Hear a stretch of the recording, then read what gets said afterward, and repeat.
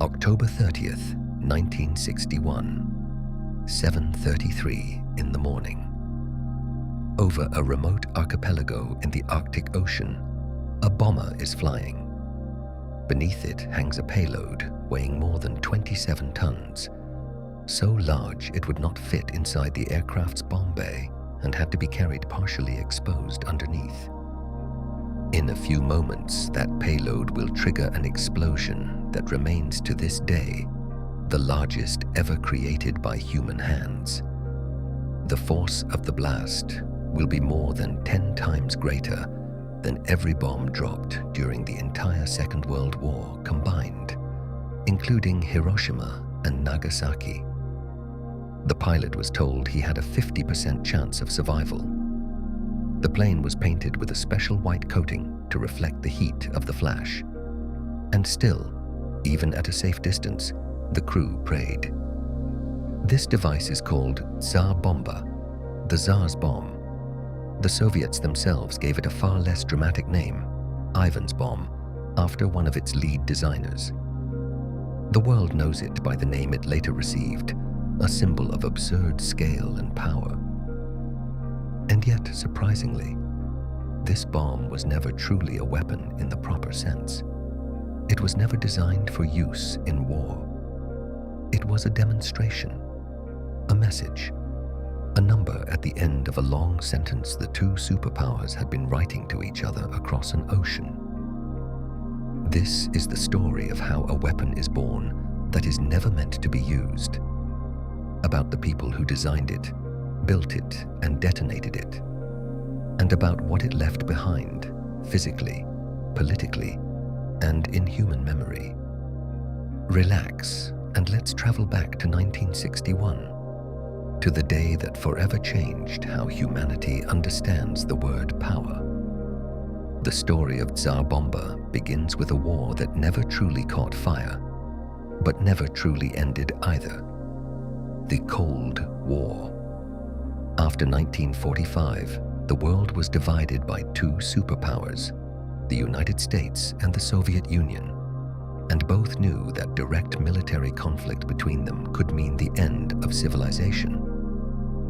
So the war was fought differently, through space programs, through espionage, and through an arms race. The United States tested its first hydrogen bomb in 1952, a device codenamed Ivy Mike. The explosive force was around 10 megatons, 1,000 times stronger than the bomb dropped on Hiroshima. The Soviet Union answered a year later with its own hydrogen bomb. The arms race took on a new dimension. It was no longer just about having nuclear weapons. It was about having bigger, stronger, more destructive ones than the other side. In 1961, Nikita Khrushchev, then leader of the Soviet Union, decided to send a message that needed no words. The Soviet Union would show its strength in a way the world could not ignore. It was meant to be a demonstration of technological and military superiority, coming precisely at a moment when tensions between East and West were reaching new heights. The Berlin crisis was at its peak, and the Cold War threatened to grow into something worse. The first idea was almost insanely ambitious. Soviet scientists proposed a bomb with a yield of 100 megatons. To put that in perspective, that is force capable of leveling an entire metropolis and causing severe damage tens of kilometers away.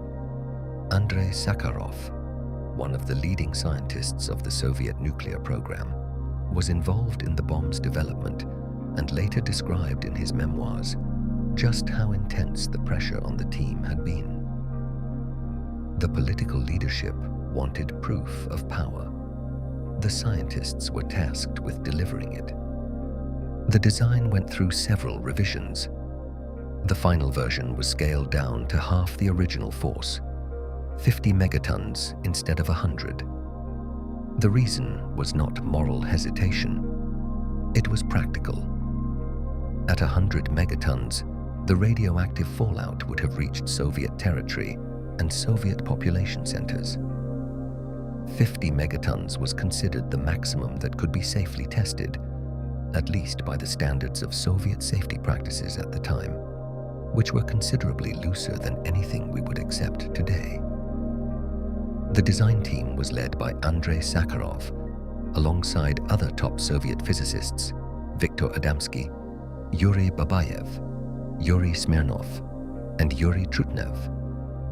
They worked in the secret scientific city of Artemis-16, one of the closed Soviet cities that did not exist on any public map.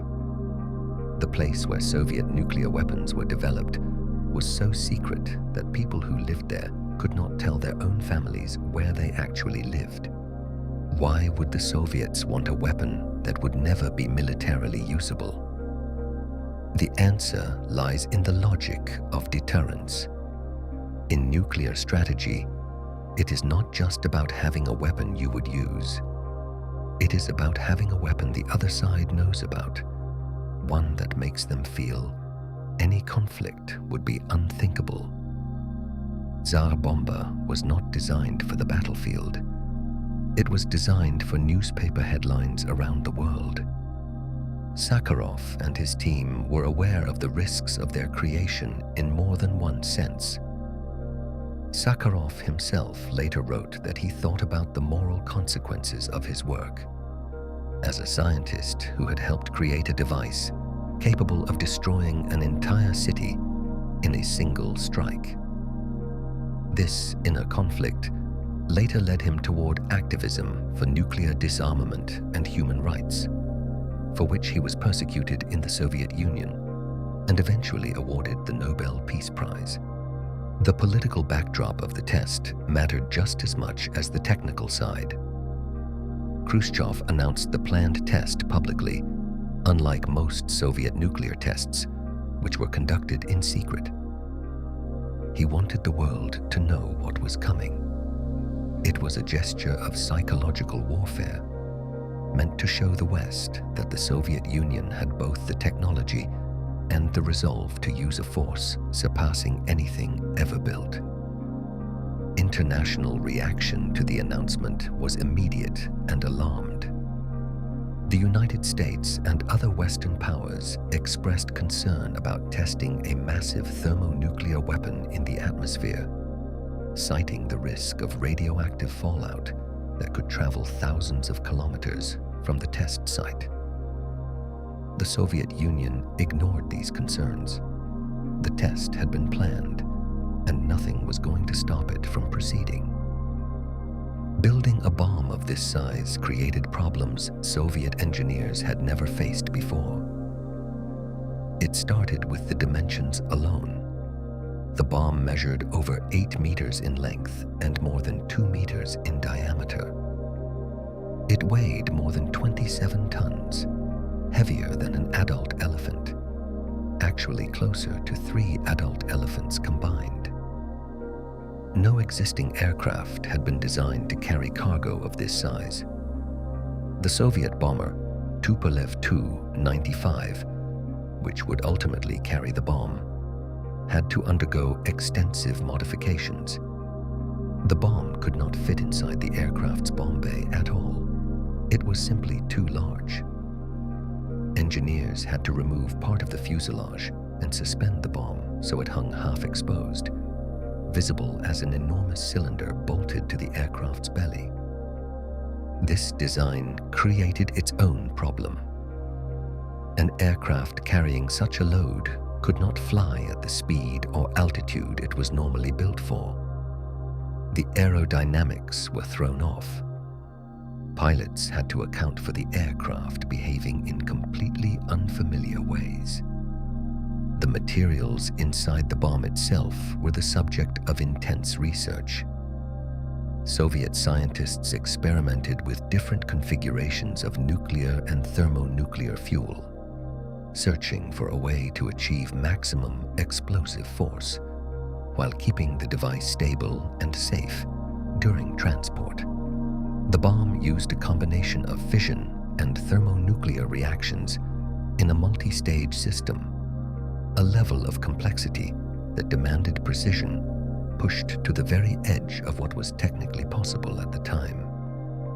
One of the most critical technical problems was how to drop the bomb while ensuring the aircraft survived the blast.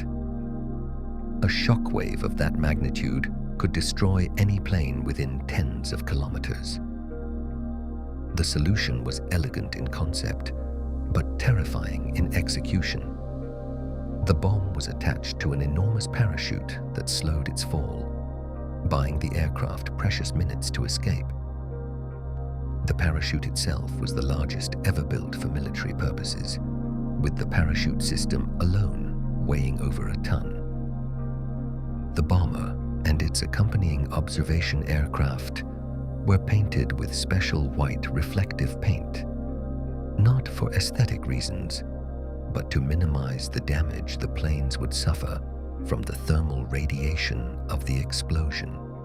Standard military paint would have absorbed too much heat and risked ignition or structural damage, even tens of kilometers from the epicenter. Test planners accounted for every detail they could anticipate.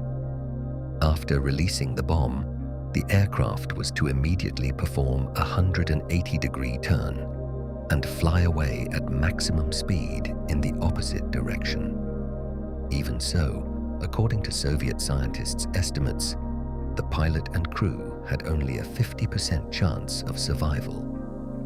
The shockwave traveled at a speed that could catch the aircraft, even during a maximum effort escape. The test site was chosen with the same care as the bomb itself. Novaya Zemlya, an archipelago in the Arctic Ocean, remote, largely uninhabited, and far enough from major Soviet population centers that radioactive fallout would not reach millions of people. The test site was named Sukhoi Nos, Dry Nose, after the geographic shape of the peninsula where the tests took place. Preparing the site involved building observation bunkers, installing measuring instruments, and deploying sensors meant to capture as much data about the explosion as possible. Temperature, shockwave, radioactivity, seismic activity.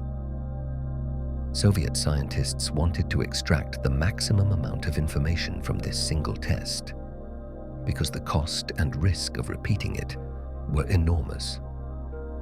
The engineering team also had to figure out how to safely test the bomb on the ground before the actual detonation. No existing simulator could replicate forces of this magnitude. Scientists relied on mathematical models and smaller tests of individual components, but the final test of the full device's power could only happen once, live, with no chance to correct mistakes after the fact. The bomber crew was selected from among the most experienced pilots in the Soviet Air Force. They were commanded by Major Andrei Durnovtsev. Before the flight, they were briefed on the risks with complete openness, unlike many other Soviet military operations of the time, where subordinates were often told nothing. Command wanted a motivated, prepared crew, not one walking into the unknown with no idea of the danger.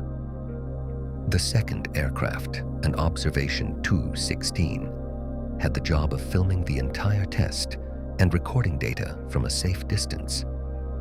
This plane, too, was specially modified, and its crew faced similar risks to the main bomber, just from a slightly greater distance. Documentation of the test mattered to the Soviets as much as the test itself. Without a record, the demonstration of power would have lost its propaganda purpose. One of the lesser-known aspects of the preparations was testing the psychological readiness of the crew. Soviet doctors and psychologists interviewed the pilots before the flight, trying to gauge their ability to stay calm and functional, knowing they were flying toward the largest explosion in human history with a 50% chance of survival. Records of these interviews remain largely unpublished, But what is available describes men who accepted the mission with professional calm rather than reckless bravado. The bomb's construction itself included an innovation Soviet scientists later described as a key technical breakthrough: the use of uranium-238 as a so-called tamper, an outer casing that reflects neutrons back into the reaction and boosts the efficiency of the explosion. In the original 100-megaton design, this tamper was made from a material that would have dramatically increased radioactive fallout. The final version replaced that material with lead, a solution that cut the bomb's total force roughly in half, but significantly reduced the amount of radioactive fallout produced. It was perhaps the only decision in the entire project that could be called a safety measure in the modern sense. The test's timeline was the result of months of preparation. The Soviet Union had to coordinate air units, scientific teams, security personnel, and logistics for a remote Arctic region with minimal infrastructure. Everything had to happen within a narrow weather window. The Arctic conditions of Novaya Zemlya offered only limited days each year when flight conditions were stable enough for a mission of this complexity. The window opened on October 30th, 1961. The morning was clear, the wind light, visibility good. A Tupolev Tu-95 with Major Durnovtsev at the controls took off from the airbase and headed toward the Sukhoi Nos test site. At 7:33 in the morning local time, the bomb left the aircraft. The parachute deployed exactly as planned, slowing the descent, buying the plane precious minutes to escape. The crew executed their turn and flew away at the maximum speed the lightened aircraft could manage. The bomb detonated at an altitude of roughly 4,000 meters.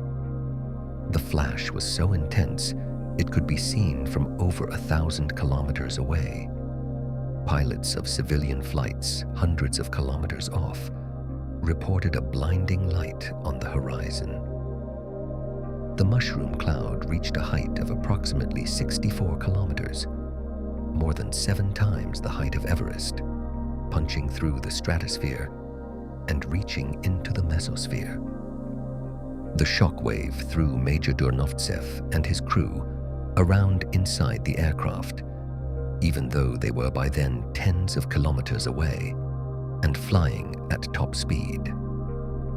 The plane dropped hundreds of meters before the pilots regained control. They survived, but that moment, as they later described it, was the most intense of their entire careers. The force of the blast wave reached the aircraft far faster and far harder than anyone had predicted. The shock wave from the explosion circled the globe 3 times. Seismographs around the world recorded tremors equivalent to an earthquake of magnitude 5 to 6. Windows shattered in villages hundreds of kilometers from the epicenter. The thermal radiation was so intense, it caused 3rd-degree burns at a distance of 100 kilometers from the blast. The first reaction from the Soviet leadership was triumphant. The test had gone exactly as planned, perhaps even beyond expectations, given the intensity of the shock wave that struck the test aircraft itself. For Khrushchev, it was a political success of exactly the kind he wanted. Proof of power the world could not ignore. Reactions around the world were a mix of shock and dread. The American government monitored the test using seismic and atmospheric sensors and immediately understood the scale of what had happened. Public statements from American officials described the test as a dangerous and irresponsible display of force. British and other Western media reported on the test with a tone of concern bordering on panic. If the Soviet Union could build and detonate a weapon of this size, what else were they capable of? Criticism came from unexpected directions within the scientific community too. Many physicists, including some who worked on nuclear programs in other countries, considered the test a dangerous precedent. Atmospheric tests of nuclear weapons this large carried the risk of long-term environmental and health damage far beyond the borders of the test site itself. Radioactive fallout does not stop at political boundaries. The first direct witnesses to the test, Soviet scientists and military personnel at observation posts on Novaya Zemlya, described the experience in terms approaching religious revelation. One engineer present later recalled the feeling of having seen something the human eye was not meant to witness and survive. The flash was described as brighter than 1,000 suns, a phrase that had echoed through nuclear testing ever since the first atomic bomb in New Mexico, but which took on a new dimension here. Residents of nearby areas of Novaya Zemlya and the surrounding region felt the effects of the test even without direct contact with the test field. Although the Sukhoi Nos area was relatively uninhabited, small communities of fishermen and indigenous people lived in the wider region of Novaya Zemlya. Some of these communities were evacuated before the test, but documentation of this process remains patchy. Soviet authorities did not prioritize transparently informing the civilian population about the risks of being near a nuclear test. Tsar Bomba did not arise in isolation. It was the peak of a long series of Soviet and American nuclear tests that had been taking place since the late 1940s. But it was the highest figure in a sequence of numbers both sides had been raising against each other for years, like children competing over who could build the taller tower of blocks, only with consequences that could alter the fate of the planet. The Berlin crisis, unfolding at the same time as preparations for the test, gave the whole event an even more urgent political context. In August 1961, the Berlin Wall was built, a symbol of a world split into two hostile blocks. Tsar Bomba was detonated just 2 months later. The Soviet Union wanted to show that the division of the world was not merely ideological, but backed by unprecedented technological and military power. The cultural impact of the test was immediate and lasting. Tsar Bomba became synonymous with absolute destructive force in popular culture around the world. The term appeared in newspaper cartoons, in political speeches, in popular science articles about nuclear physics.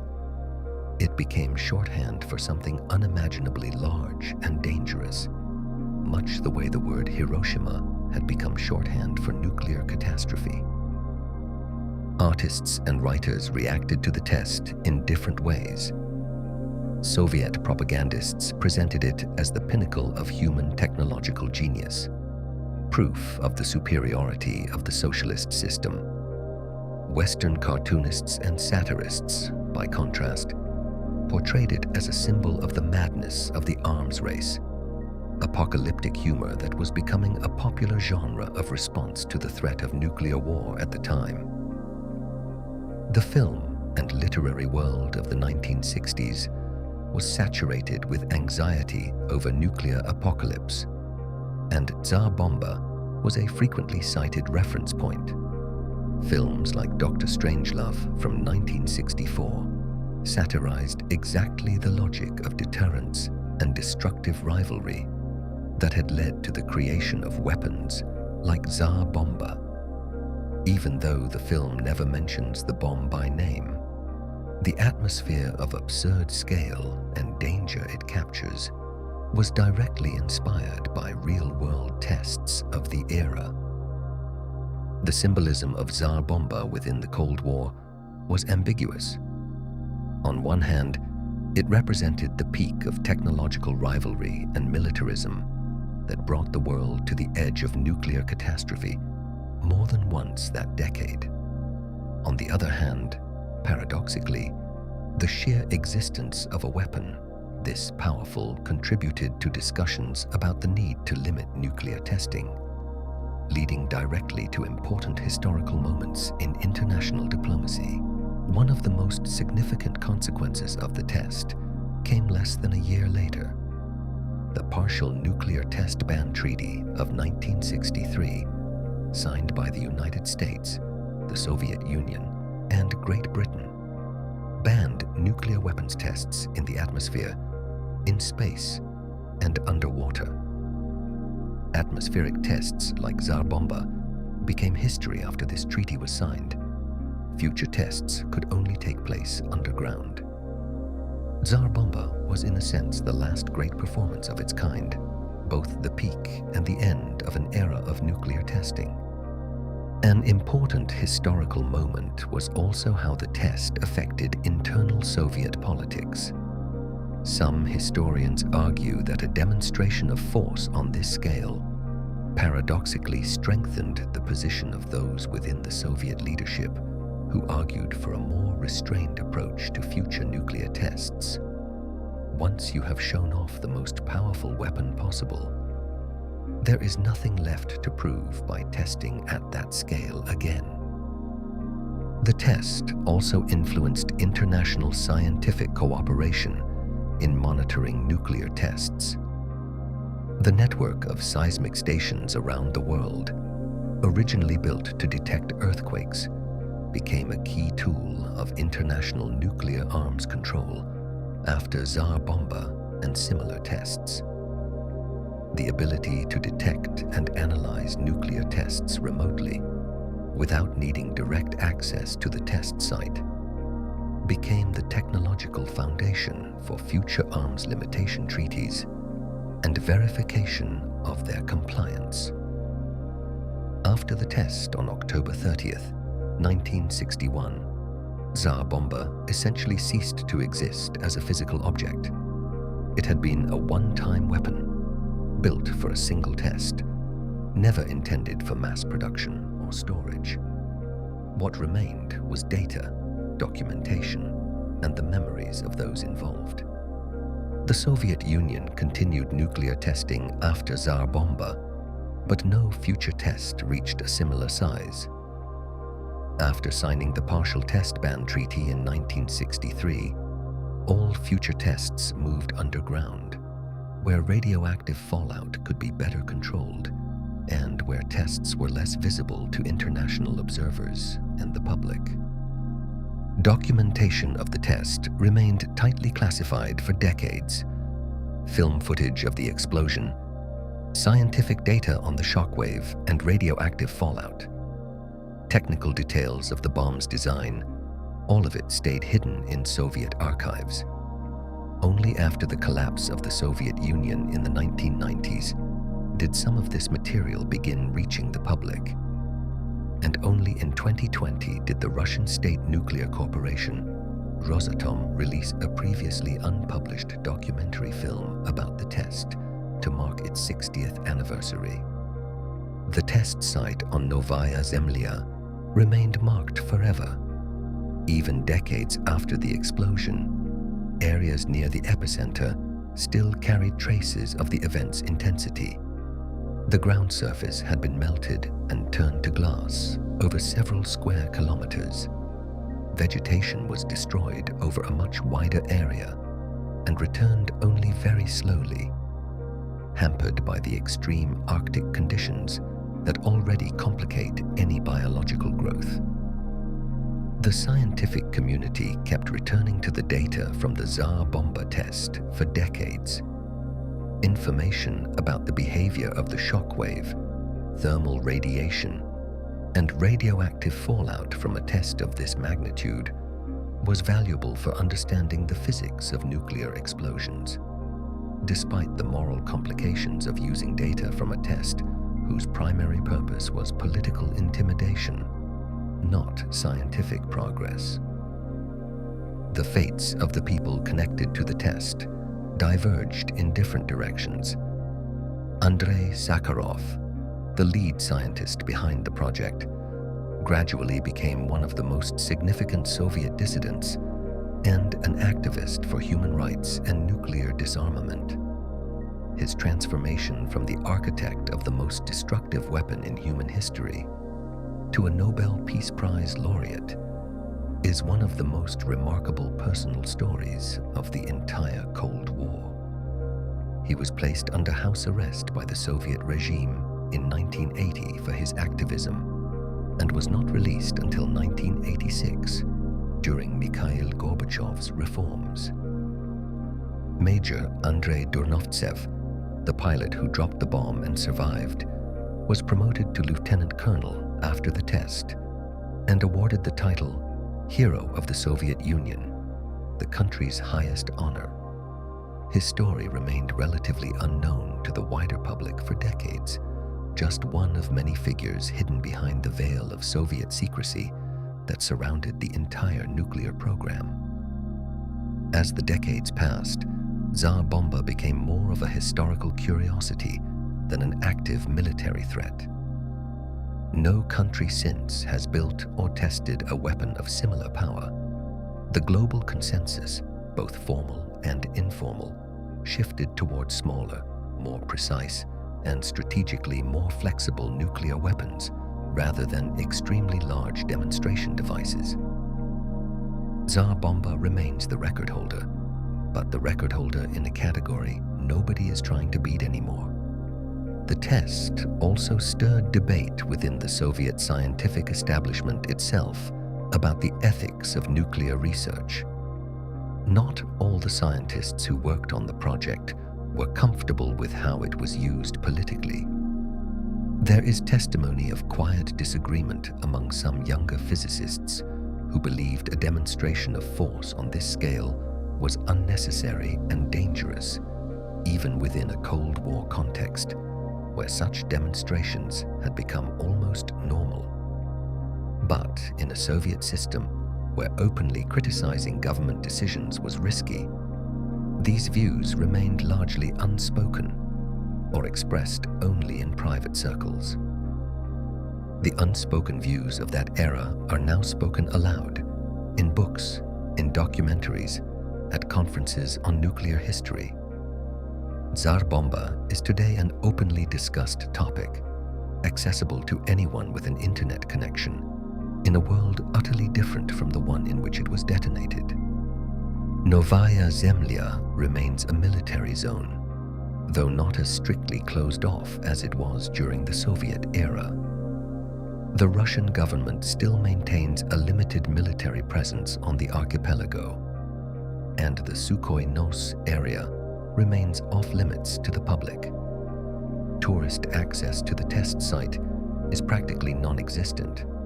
Unlike some other nuclear test sites around the world, Novaya Zemlya has no ambitions of becoming a destination for dark tourism. Tsar Bomba remains in the modern era a reference point for almost any discussion of nuclear power. When journalists or politicians want to describe extreme destructive potential, they often reach for a comparison to Tsar Bomba as a universally understood unit of measure. It is a fascinating cultural phenomenon, a weapon detonated only once, never used again, that became a permanent part of how humanity describes extreme violence and power. Documentary films about Tsar Bomba have multiplied in recent years, fueled by the release of previously classified Soviet archival footage. The Russian state nuclear agency Rosatom released a full, uncut recording of the test in 2020, previously available only in fragments or through illegal copies leaked from the archives. This material has allowed a new generation of historians and documentary makers to approach the subject with a level of detail that was not possible before. Academic interest in Tsar Bomba goes beyond physics and military history. Political scientists study the test as a case study in deterrence theory and Cold War psychology. Historians focus on the decision-making processes within the Soviet leadership. Sociologists examine the test's impact on public opinion and the cultural representation of the nuclear threat in the 1960s. Tsar Bomba is today a multidisciplinary subject that crosses the boundaries of any single field. The relationship between Tsar Bomba and modern nuclear strategy is complicated. No current nuclear power, the United States, Russia, China, nor any of the smaller nuclear states, is pursuing the development of extremely large thermonuclear weapons similar to Tsar Bomba.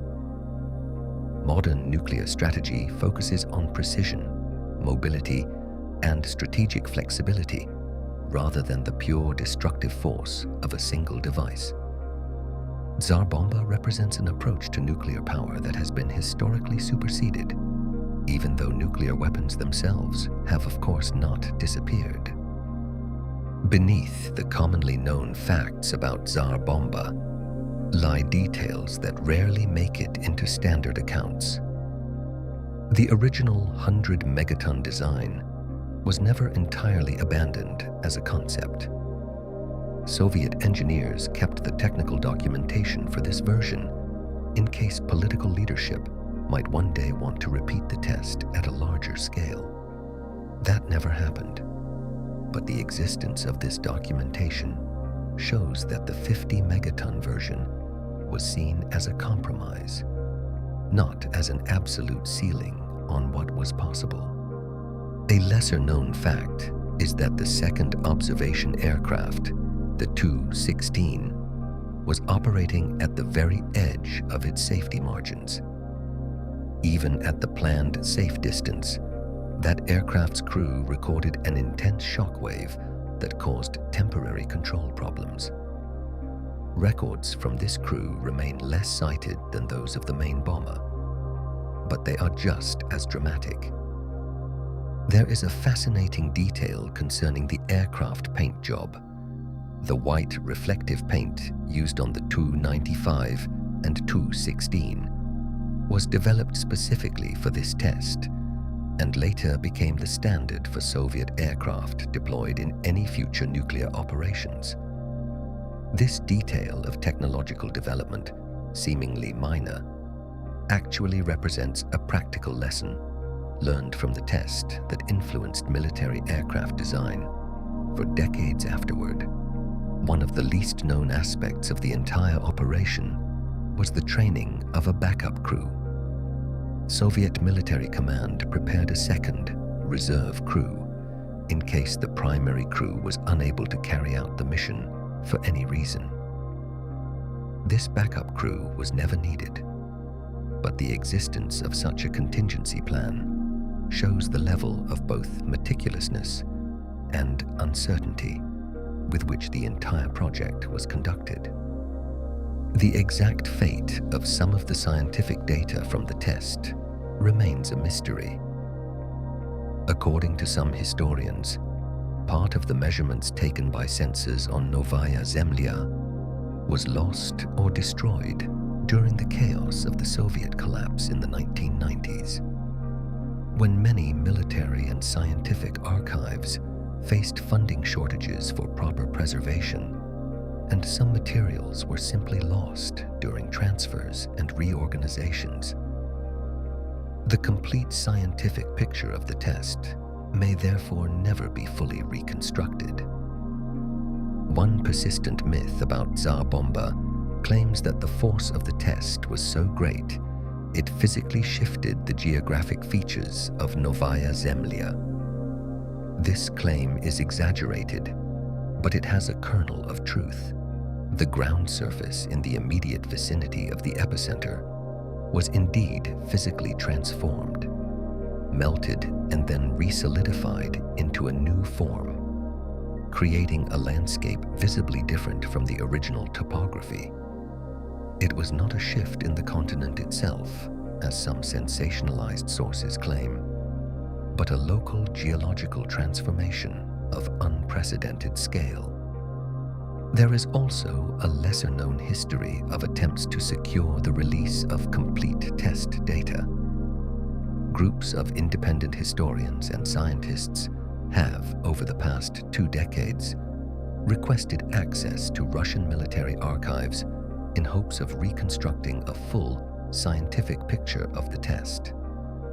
These requests have met with varying degrees of success. Some materials have been released. Others remain classified even decades after the test itself, often for reasons that no longer have any clear strategic justification, but persist out of the institutional inertia of the Soviet era of secrecy. Local residents of the wider Novaya Zemlya region, mainly small indigenous Nenets communities who have lived in the area for centuries, carry oral memories of the test passed down through generations. Even without detailed scientific knowledge of what exactly happened, their stories of a sudden flash, distant thunder, and tremors in the ground offer a human perspective that dry scientific documentation does not capture. International organizations focused on nuclear disarmament today regularly cite Tsar Bomba as a cautionary example in their advocacy work. The test is used as a concrete, understandable demonstration of what nuclear weapons are capable of, an argument that resonates with the public far more strongly than abstract discussions of megatons and theoretical scenarios. Educational institutions around the world today use Tsar Bomba as an entry point into broader discussions of Cold War history, nuclear physics, and the ethics of scientific research. University courses on international relations and 20th century history often include the test as a case study in how technological progress and political rivalry can produce outcomes that exceed anything their creators originally imagined. Today, more than 6 decades after the test, Tsar Bomba is above all a historical lesson.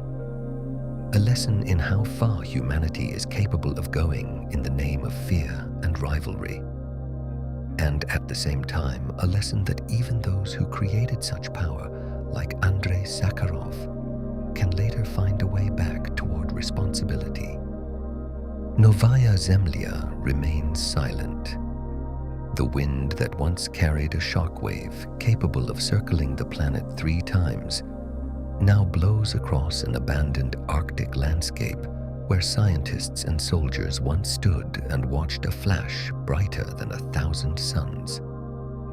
The story of Tsar Bomba forces us to think about the paradox of the nuclear age. A weapon built so that it would never be used. A force demonstrated precisely so it would never have to be demonstrated again. In a twisted sense, it worked exactly as intended. No weapon of similar size has been built since. No test of similar scale has ever been repeated. The world moved in a different direction. Perhaps that is the most important legacy of Tsar Bomba. Not the technical specifications, not the records it still holds, but the fact that after this test, humanity, at least in part, told itself that this was something it never needed to see again. Thank you for being here.